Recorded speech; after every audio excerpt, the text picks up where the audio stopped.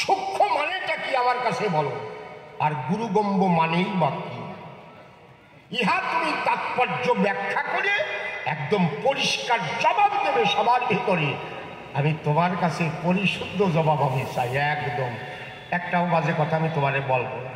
আমি সেই পদের ছেলেই না, তবে তুমি আমার প্রশ্নগুলো একেবারে হেলা ফেলা করে জবাব দিয়ে না, যাতে মানুষে হাসে। অনেকে অনেক রকম ভাবে বিভিন্ন রকমের বিচার করে। এক ভদ্রলোকের 18টা ছেলে হয়েছে, তা ছেলেগুলোর নাম পতিযুক্ত করিয়ে রাখছে। সুপতি, ভূপতি, গণপতি, নৃপতি, অংশুপতি, অতি অতি 18টা হয়েছে। 4টেখানিক কথা না বাবা। আর বর্তমানে আমার মায়েরা একটাও নিতে চায় না, ওকে চেহারাটা যেন না ভেঙে যায়। বুঝতে পারছি না অবস্থা। ওরা কয় একটারই মানুষ করতে পারি না। তুমি মানুষ করার কে? মুখ দিয়াছেন যিনি আহার দেবেন তিনি। কি বাবা?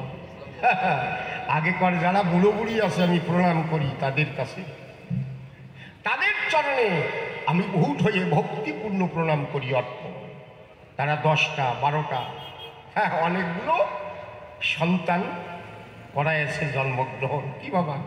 আর বর্তমানে একটা নিতে চায় না। দেখবেন এই যে বর্তমানে এত মদ খাওয়া কেন হয়েছে জানেন? একটু কইয়ে যায়, যাওয়াই হবে না সাকা। হ্যাঁ বাবুর কথা তো শুনবেন। এই বর্তমানে এত মদ খায়, বোতল ছাড়তে পারে না কেন? মদের বোতল জানেন? এটা মনে হয় আমার বিচারে। তো এ দেখবেন জন্ম নেওয়ার পরে ল্যাকটোজেন ট্যাকটোজেন কি যেন বোতল বড়িয়ে খাওয়ায় না, এ খাওয়াই কেন জানেন? এই দিককার মায়েরা বলো, এই দিকের কথা করছি না আমি, উত্তরবঙ্গের কথা করছি। ওই দিককার মেয়েরা ওদের বক্ষ শোভাটা ঠিক রাখার জন্য, যাতে মোবাইলে ফেসবুকে ওই ইউটিউবে ছাড়তে পারে চেহারাটা, এই দিকের মায়েরা কোনোদিন ছাড়ে না। ভালো, খুব ভালো। আর কেউ যদি ছাড়ে তাহলে সে বুঝতেছে, আমি তারে কব কেন? এটা উত্তরবঙ্গের কথা, বসে শুনুন বিজ্ঞ শ্রোতা। তা ওরা বক্ষ শোভাটাকে ঠিক রাখার জন্য বোতলে ভরিয়ে সন্তানদের দুধ খাওয়ায়, ওই যে কেনা দুধ। বাচ্চা ছোটবেলার থেকে এই বোতল কার অভ্যস্ত, বড় হয়েও বোতল ছাড়তে পারতেছে না। এই জন্য মদের থেকে দিয়ে এখনো বোতল মুখের মধ্যে পুড়িয়ে দেয়।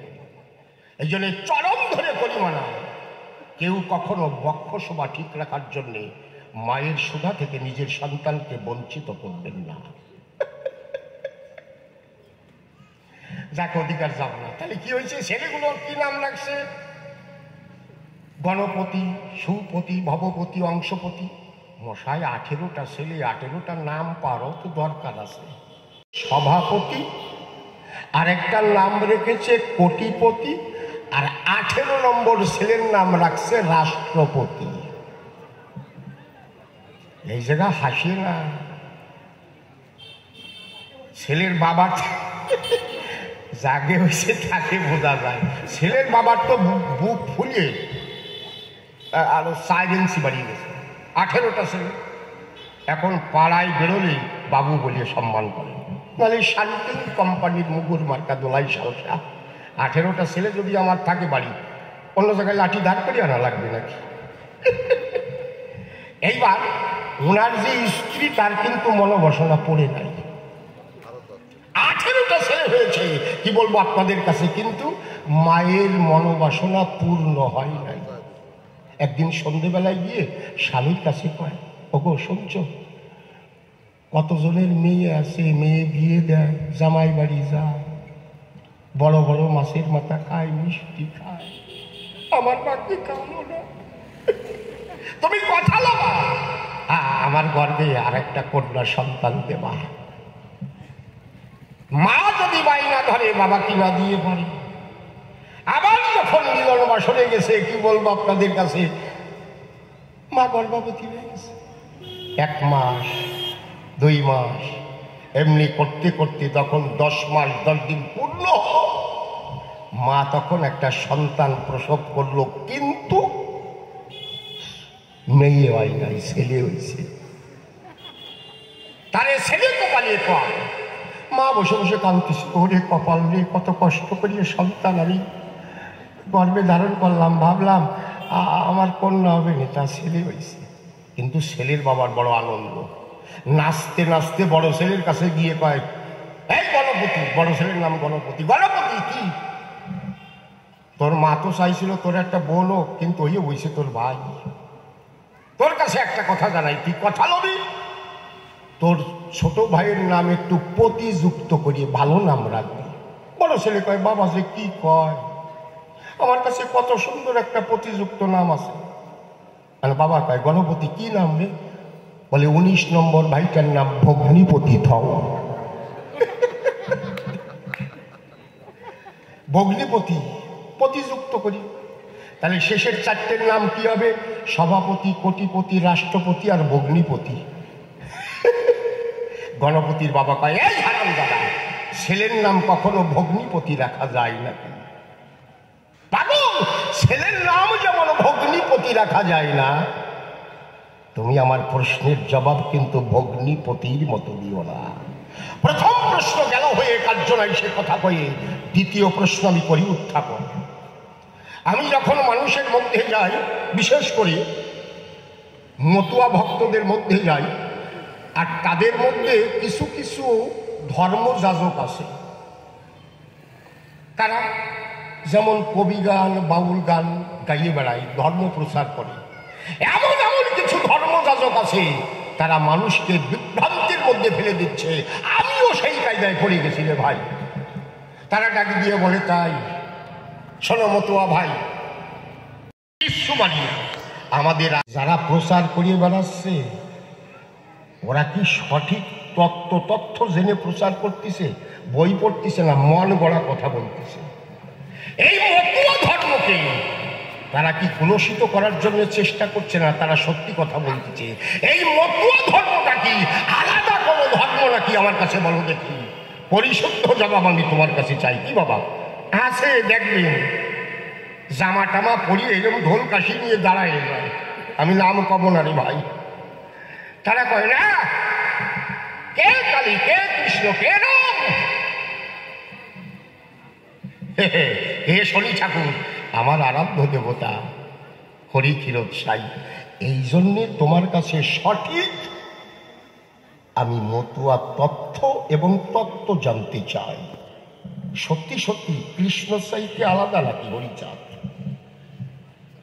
গৌরের চাইতে আলাদা নাকি? রামের চাইতে আলাদা নাকি? এটা কি আরোপিত না উদ্ভূত? আজকে সারবো না, নেই কথাগুলো শুনবেন, এই বাংলাগুলো শুনে রাখবে। এই যে মতুয়া মতুয়া ধর্ম কয়, ধর্ম তো আমি মানি না। সারা পৃথিবীতে মানুষের একটাই ধর্ম, তা হচ্ছে মনুষ্যত্ব। তাহলে মতুয়া ধর্ম বলে তারা চেঁচাচ্ছে, এটা আলাদা ধর্ম তৈরি করার তারা পরিকল্পনা করছে। আমার কাছে বলো দেখি, পাগল, তোমার মতো তো আর হরিভক্ত নাই। তোমার চরণে পুনঃ পুনঃ আমি কোটি কোটি প্রণাম জানাই। তোমার কাছে মতুয়া তত্ত্ব আমি জানতে চাই। আমার কাছে বলো দেখি, রাম কৃষ্ণ গৌর হরির চাইতে হরি ঠাকুর কি আলাদা নাকি? যদি আলাদা না হয়, তাহলে যারা বিভ্রান্তি সৃষ্টি করছে তাদের বর্জন করুক মতুয়া সমাজ। তোমাকে মধ্যেই তো ভেজাল দেখতে পাই, আর একদল মানেই না। মানে কি যে ভাবরে দাদা, আমি আর কি কব।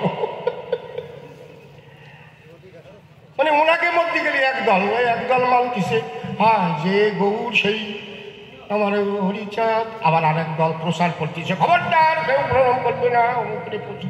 আরে সনাতনের যে রীতি রেওয়াজ, সরস্বতীর পুজো, আমরা সনাতন ধর্মের মানুষ, আমাদের মূর্তি পুজো থাকবে, তারা দাঁড়িয়ে বলছে ওগুলো পারবা না। ওরা পাইছে কোন জায়গায়?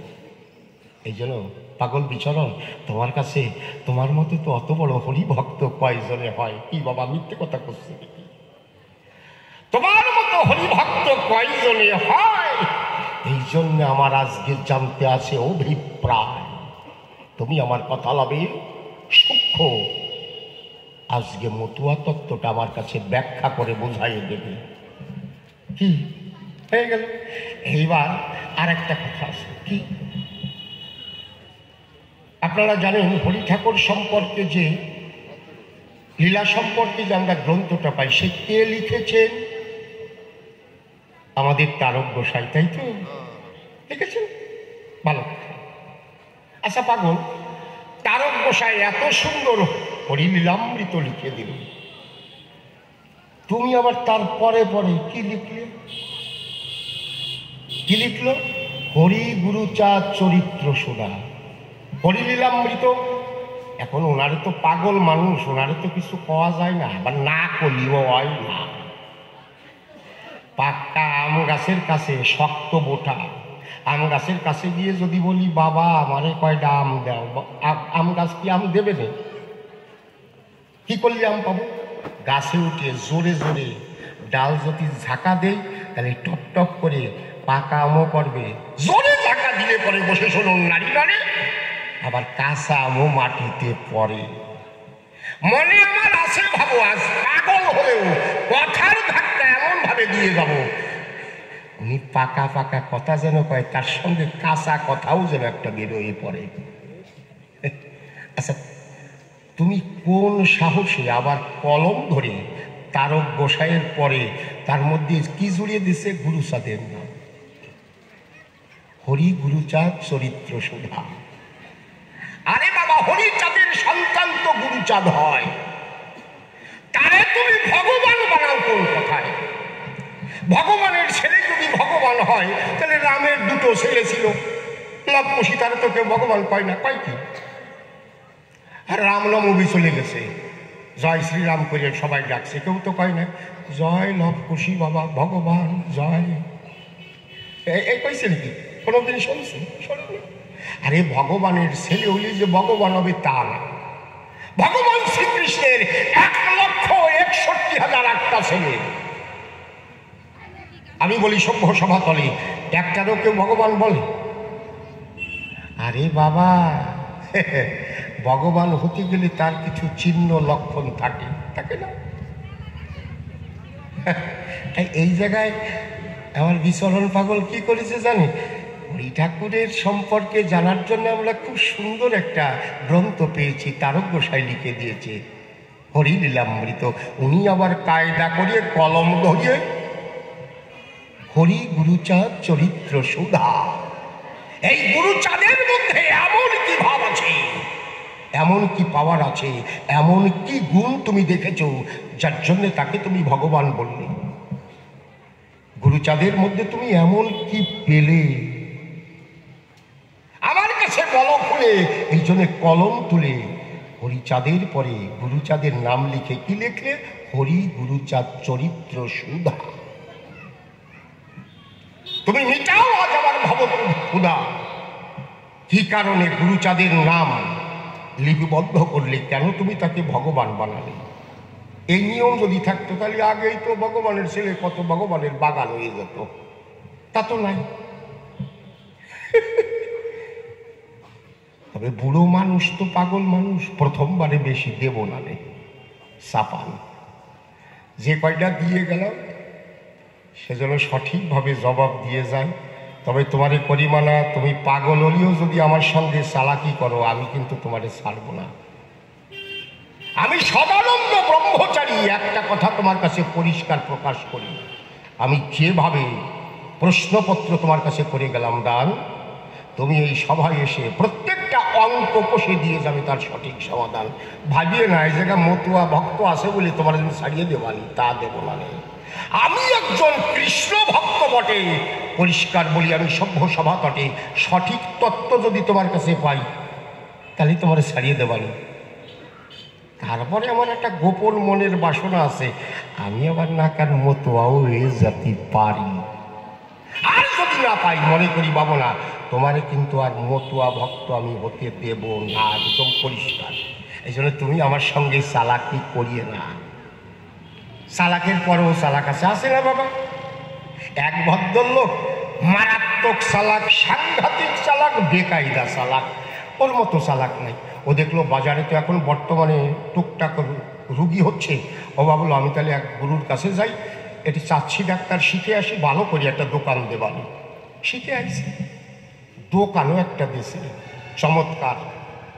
মারাত্মক দোকান দিয়েছে, তার উপরে একটা সাইনবোর্ড লিখে দিয়েছে, মাত্র 500 টাকায় সমস্ত রোগের চিকিৎসা করা হয়।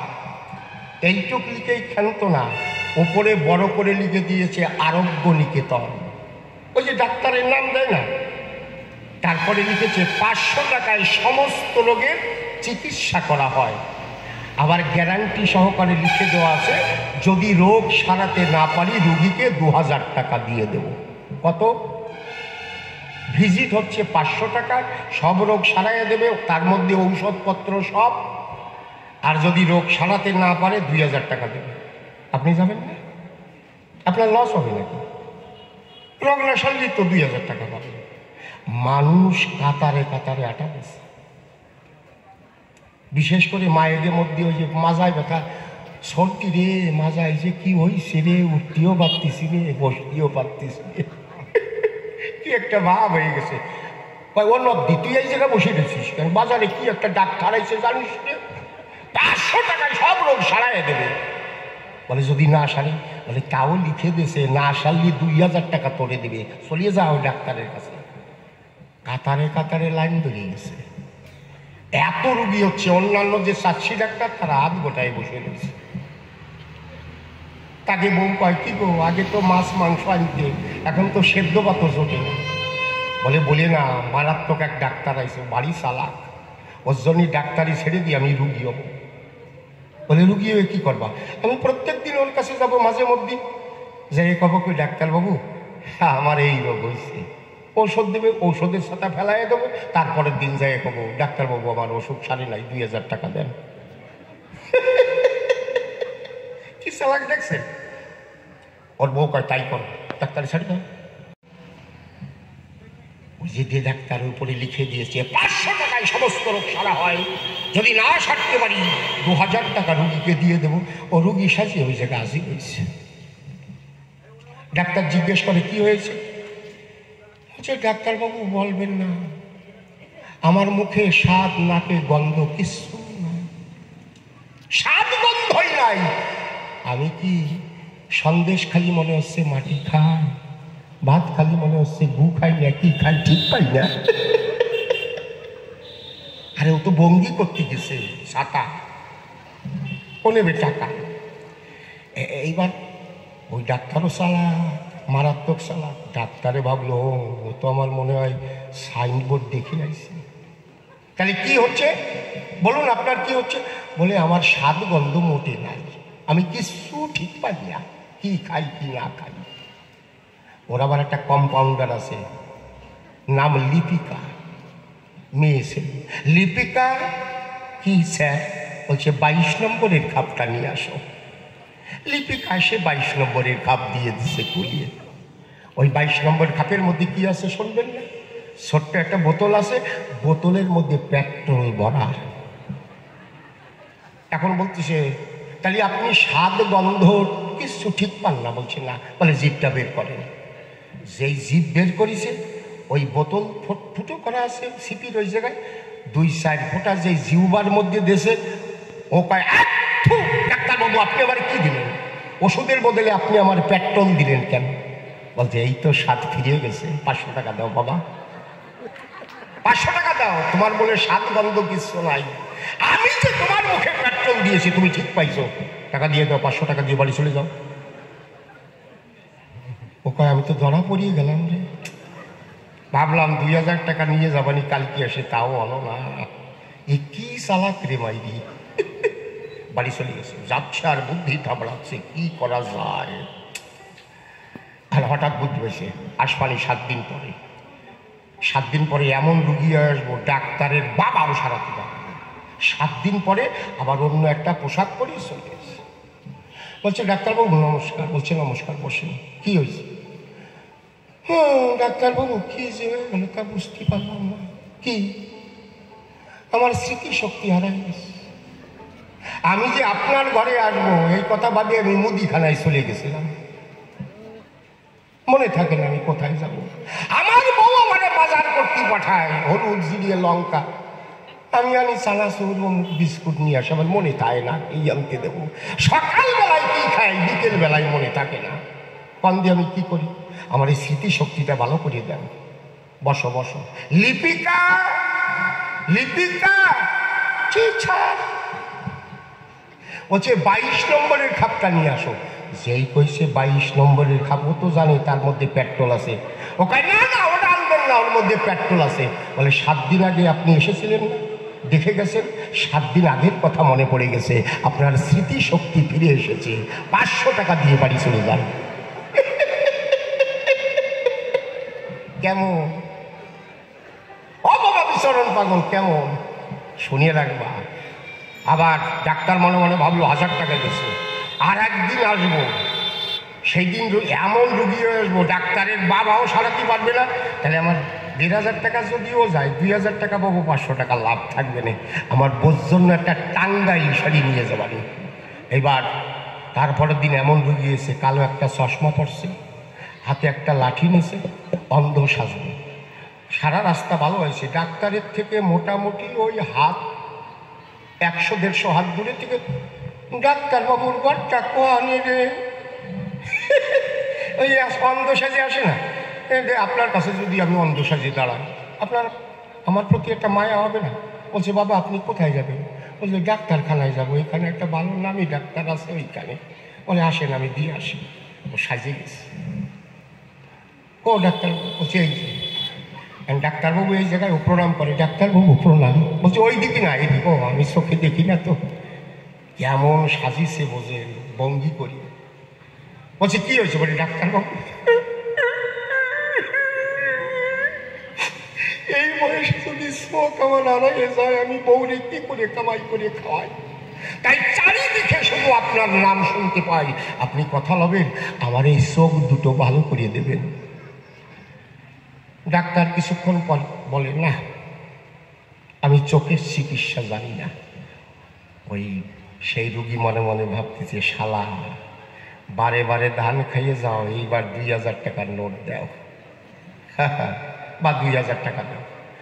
এবার বলছে ডাক্তারবাবু আপনি যদি সব রোগ সারাতে পারেন, সাইনবোর্ডে লিখে দিয়েছেন, না সারাতে পারলে 2000 টাকা দেবেন, তাহলে সারাতে যখন পারবেন না আমার 2000 টাকা দিয়ে দেন। ডাক্তারও চালাক, কালো একটা ব্যাগ খুলে দুটো 1000, 1000, 2000 টাকা ওরাতে দিয়েছে। যেই টাকা দিয়েছে ও তো চোখে দেখে পরিষ্কার, দেখতেছে মোদি যে টাকা বাতিল করেছে, বাতিল 2খানা নোট ওরাতে ধরাই দিয়েছে। ও তো সব দেখতেছে। ও ডাক দিয়ে ডাক্তারবাবু আপনি কি আমার এই বলদা থামড়াইছে? বলছে কেন এই কথা বলছেন কেন? বলে মোদি সরকার যে 2000 টাকা বাতিল করেছে, 1000, 1000 টাকা, 2000 টাকার নোট আমার দিয়েছেন, বাতিল নোট আমার দিলেন কেন? ও কয় ও সোনার সাহ, তুমি যদি নাই দেখো তাহলে কি করে ঠিক পেলে ওই 1000 নোটগুলো বাতিল নোট? তাহলে তোমার চোখের চোখে ফিরে এসেছে, এই জন্য তুমি দেখতে পেয়েছো। ওই 2000 টাকা খপ্পাত করে হাতে নিয়ে কয় আরো 500 টাকা বের কর, বের কর আরো 500 টাকা। ওই নকল 2000 টাকা উনেছে, আরো কি করেছে, আরো 500 টাকা ওর কাছ থেকে নিয়ে ওরে উপযুক্ত শিক্ষা দিয়ে বাড়ি পাঠাইয়া দিয়েছে। তুমি পাগল মানুষ তো, তোমার অত বড় শিক্ষা দেব না রে, তবে মানুষের মুখের কথায় শিক্ষা হয়ে যায়, অন্তরে আমার আছে ভাবো। এই জন্য আর এবার একটা গান গাবো, গানের মধ্যে দিয়ে পুনরায় এই প্রশ্নগুলো ধীরে ধীরে করবো উত্থাপন। ভক্ত ভক্তা নারী নরে পাগল বিচার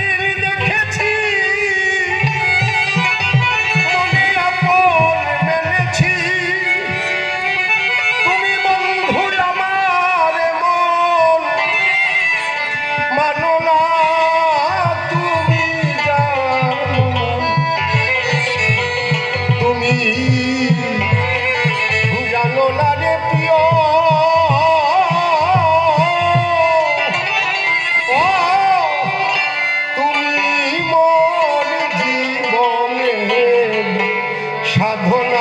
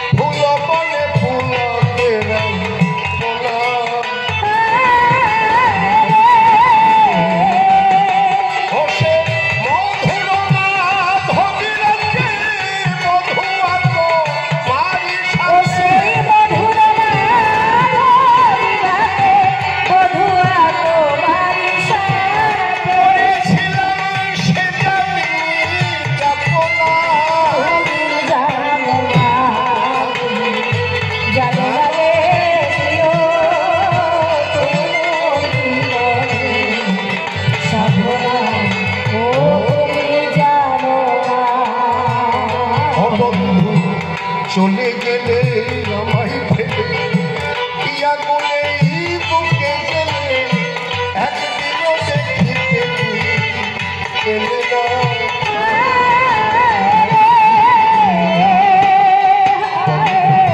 চলে গেলে আমায় ফেলে ইয়া বলে বুকে গেলে একদিনও দেখিতে পেলে না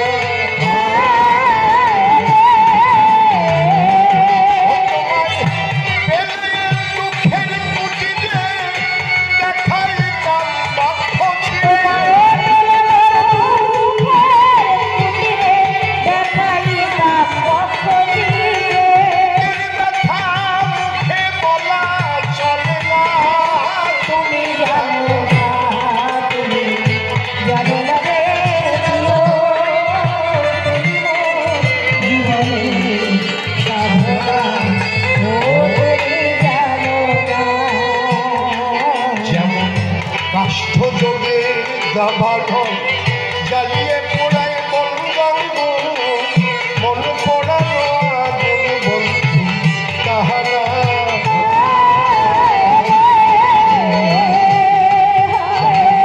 কাষ্ঠ যোগে দাবানো জ্বালিয়ে পোড়ায় বলরঙ্গ মন পড়ানো আগুন বন্ধু তাহারা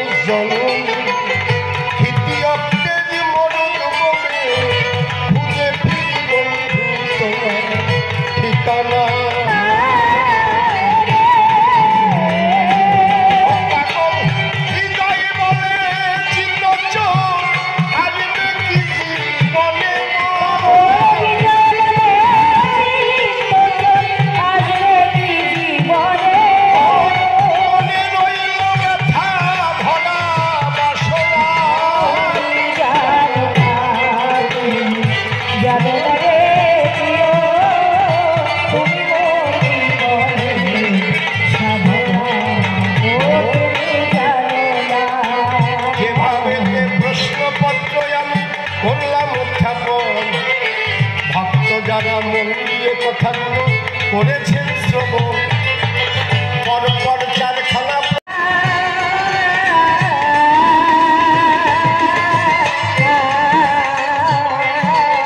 সূক্ষ্ম সনাতন ধর্মটা কি দেবতার সমাধান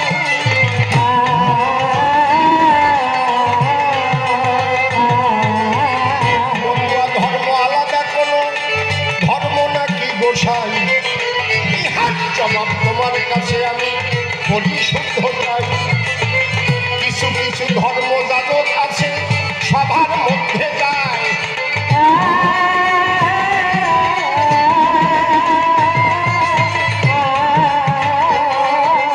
আরে ভক্ত প্রাণে সবাই দিয়ে বিভেদ ছড়াই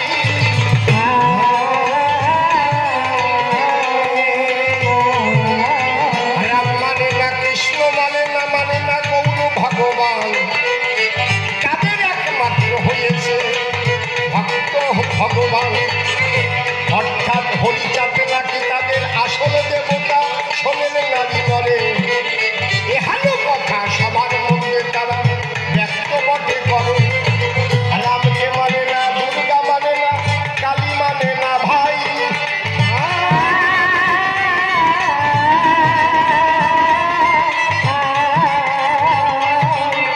তারা শুধু বিশ্বাস করে হরি ক্ষীর ছাই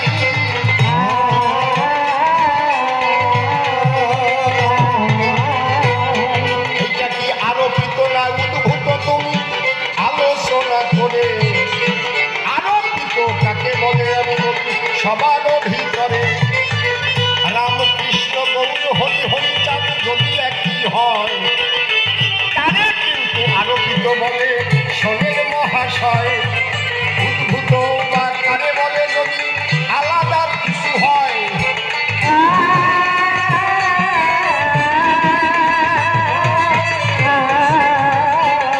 তাকে উদ্ভূত বলে চরাচরে বিশেষ পরিচয় দেয়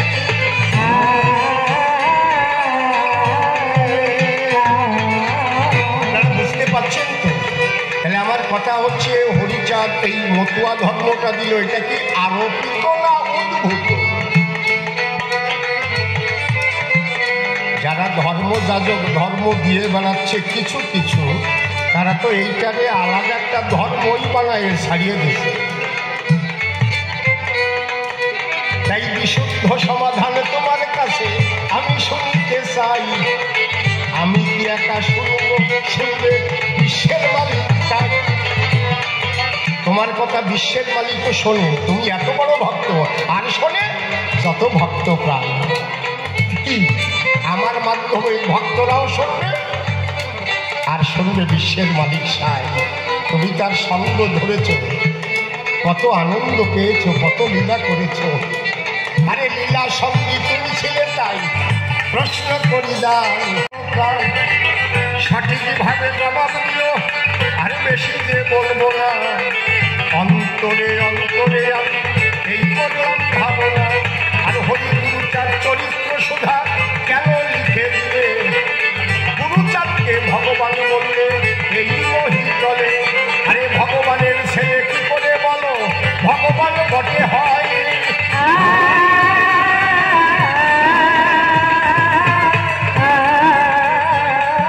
রামের ছেলে লক্ষ্মী কেন তারা ভগবান নয়